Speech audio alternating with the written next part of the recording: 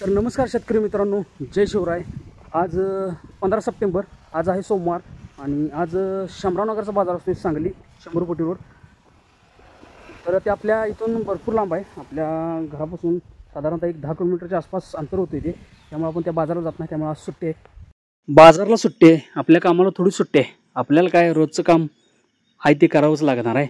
मग खत सोडायचं होतं आपल्याला ठिबकला, ड्रिंचिंगद्वारे ह्युमिक ॲसिड ते सोडून घेतलं। त्यानंतर आता भेंडी तोडायची नाही आपल्याला, मग पुढचा वेळ कसा घालवावा याचा विचारच करत होतो। त्यावेळी झाडावर आपल्याला पिकलेलं सीताफळ दिसलं, मग काय लगोलग चढलो वर, सीताफळ तोडून घेतलं।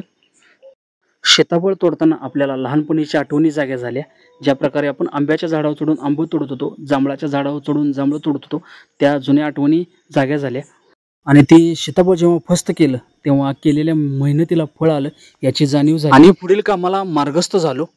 आपले थोरले बंधुराज घाटेश्याम बाबाच्या दर्शनाला चालले होते, जे मथुरा मार्गे जाणार होते। आणि मथुरेमध्ये आपली सिस्टर असल्यामुळे तिला सामान द्यायचं होतं, ज्यामध्ये शाळवाचं पीठ असेल आणि आपल्या भाची मंडळींसाठी केळीचे चिप्स जे तिथं अवेलेबल होत नाहीत, त्यामध्ये फरसाण आणि शाबू चिवडा, ते सर्व घेऊन बंधुराजाला ट्रेनला बसवलं। धन्यवाद, आता उद्या भेटू।